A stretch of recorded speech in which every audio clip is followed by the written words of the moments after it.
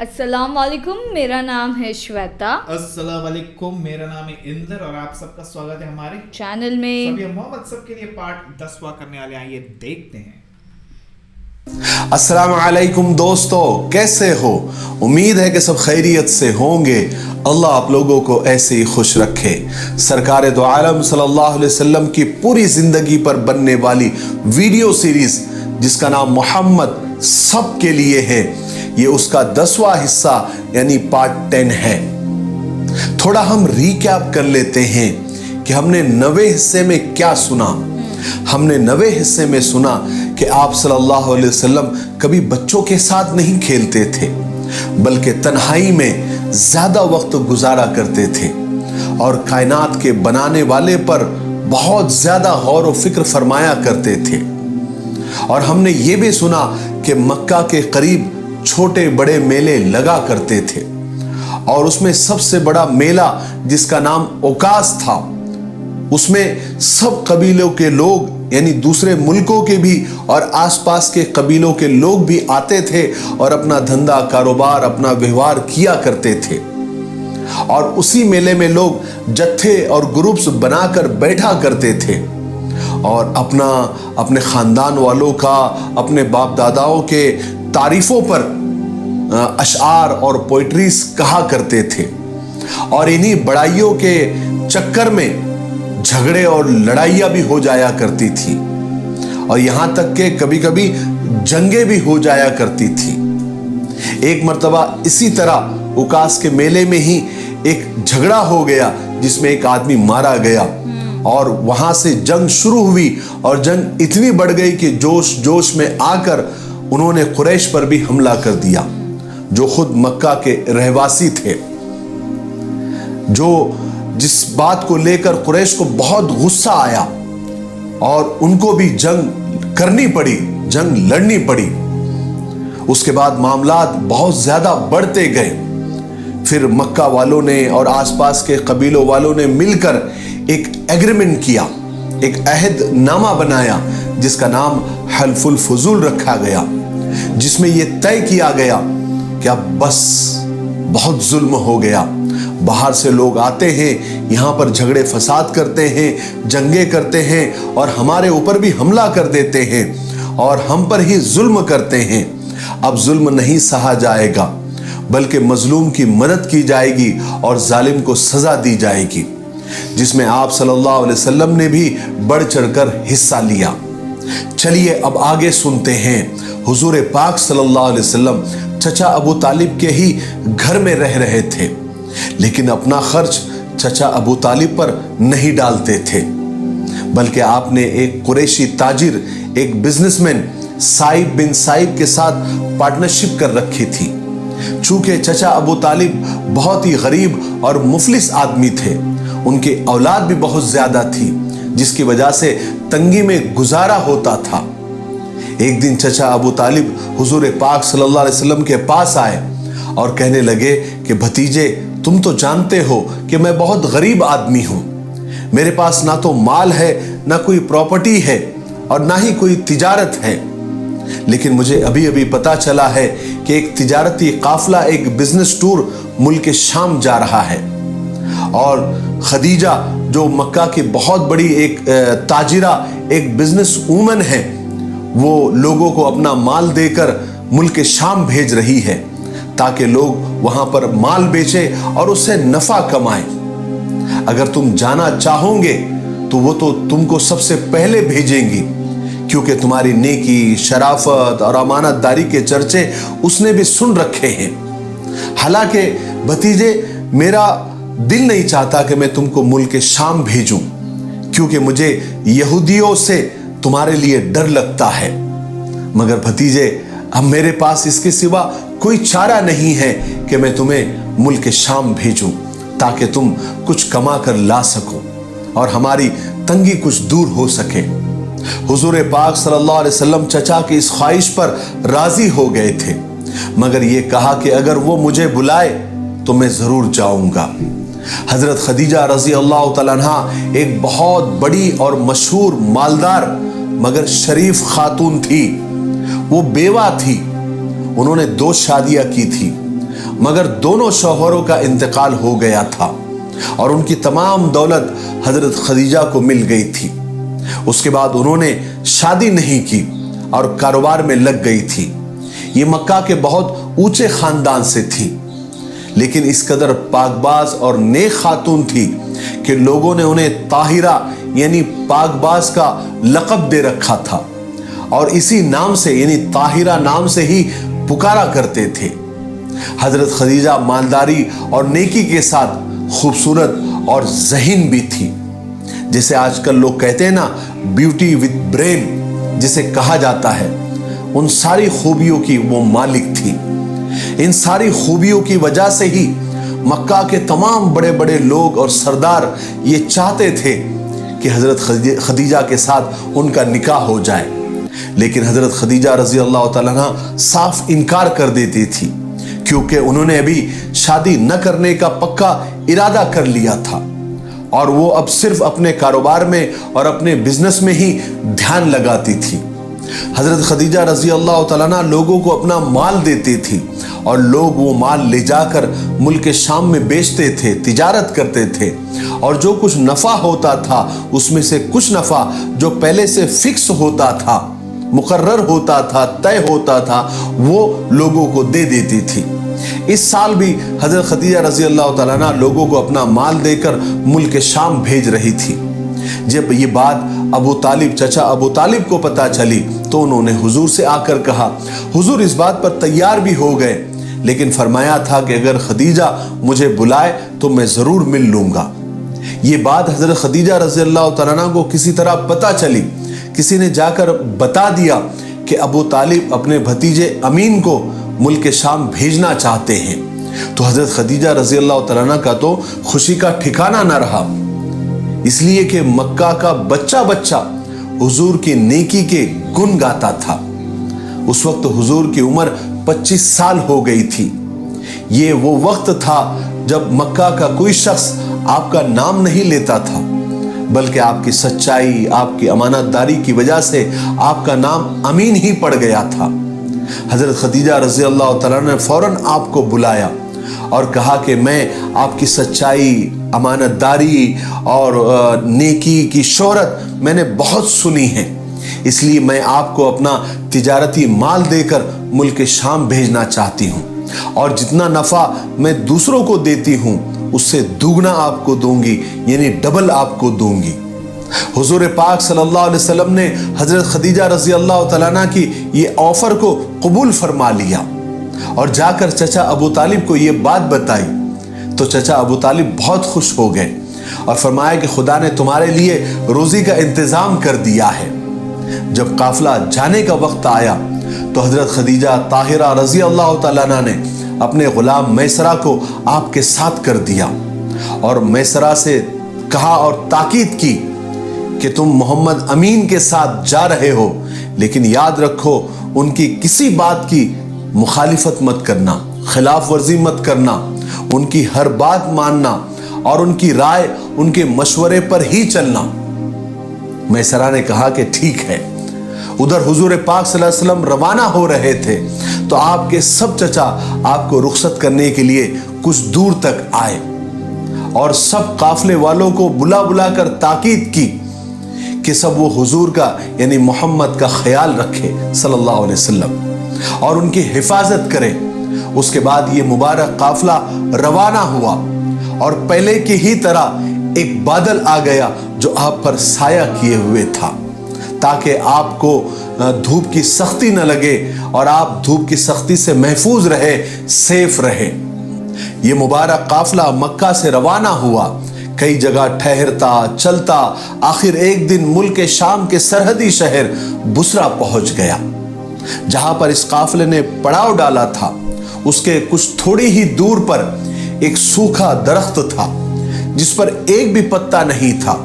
हुजूर पाक सल्लल्लाहु अलैहि वसल्लम आराम करने की गर्ज से और टेक लगाने की गर्ज से उस दरख्त के नीचे जाकर बैठ गए तो वो दरख्त अचानक हरा और सरसब्ज शादाब हो गया, उसको पत्ते लग गए और उसने हुजूर पर साया कर दिया। सुभान अल्लाह। और जिस जगह ये काफिला ठहरा था वहां पर करीब ही एक गिरजा घर था अब वहां पर नस्तूर नाम का एक बूढ़ा राहिब रहता था। वो अब काफी बूढ़ा हो गया था। जब नस्तूर को यह मालूम हुआ कि एक काफिला यहां पर आकर ठहरा हुआ है, तो वो नस्तूर नाम का राहिब गिरजा से बाहर आया और आकर सीधा मैसरा से आकर उसने मुलाकात की। मैसरा चूंकि कई बार यहां पर आ चुका था, तो मैसरा और नस्तूर की जान पहचान पहले से ही थी। जब नस्तूर मैसरा के पास आया तो आप सल्लल्लाहु अलैहि वसल्लम को उस दरख्त के नीचे आराम करते हुए देखा। तो मैसरा से पूछा कि वो नौजवान कौन है। मैसरा ने कहा कि ये एक कुरैशी नौजवान है।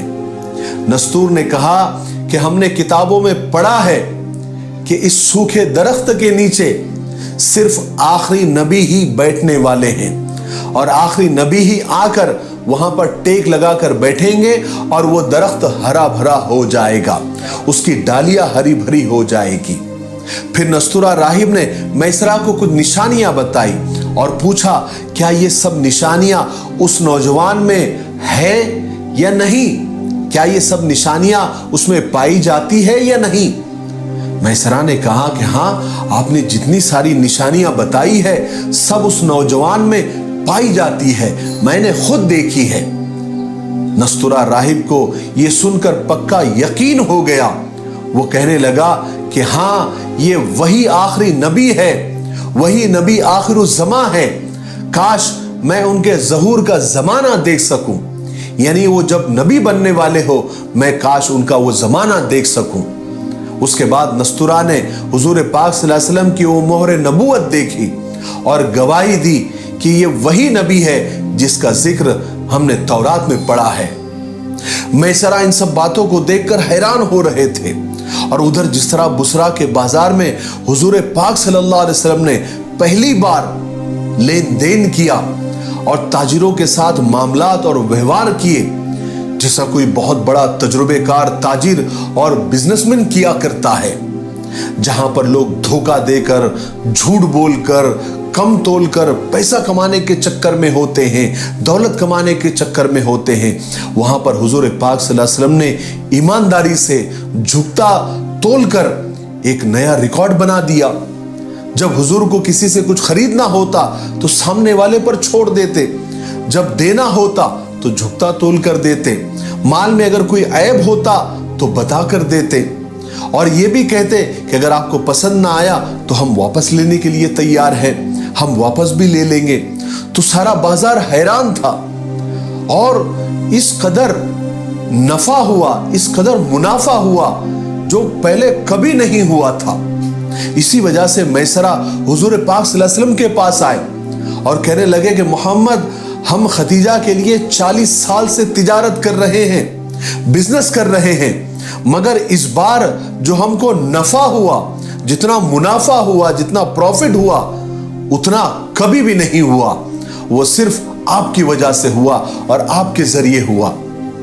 मैसरा आप सल्लल्लाहु अलैहि वसल्लम की दयानतदारी, खुश अखलाकी देखकर और उधर नस्तूरा की उस राहिब की बातों को याद करते हुए, इन सारी बातों की वजह से मैसरा के दिल में हुजूर की बेपनाह मोहब्बत, इज्जत, प्यार पैदा हो गया।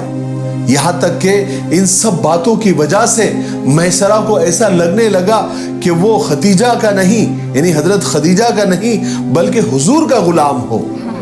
हुजूर पाक सल्लल्लाहु अलैहि वसल्लम को इस तिजारती सफर और इस बिजनेस टूर से खूब मुनाफा हुआ, खूब फायदा हुआ, जिससे हजरत खदीजा रजी अल्लाह तआला अन्हा की तिजारत और बिजनेस को खूब तरक्की हुई। आप सल्लल्लाहु अलैहि वसल्लम ने बहुत सारा माल, क्या सारा माल अच्छे नफे पर बेच दिया और बहुत सारा नया माल खरीद भी लिया। अब वापसी का वक्त आया। आप जबरदस्त मुनाफे के साथ मक्का के लिए रवाना हुए।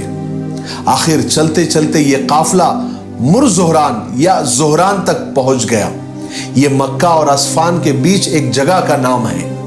यहां पहुंचकर मैसरा ने हुजूर से कहा कि मैं यहां कुछ काम के लिए रुक रहा हूं, आप आगे जाकर मक्का पहुंच जाए और खदीजा को इस जबरदस्त मुनाफे की खुशखबरी सुनाए जो आपके जरिए हुआ। चुनांचे हुजूर पाक सल्लल्लाहु अलैहि वसल्लम मैसरा को वहीं पर छोड़कर मक्का के लिए रवाना हुए। दोपहर के वक्त आप मक्का में दाखिल हुए। जिस वक्त आप मक्का में दाखिल हुए उस वक्त हजरत खदीजा रजी अल्लाह तआला अन्हा अपने घर के एक खिड़की में बैठी हुई थी। उनके साथ कुछ और औरतें भी थी।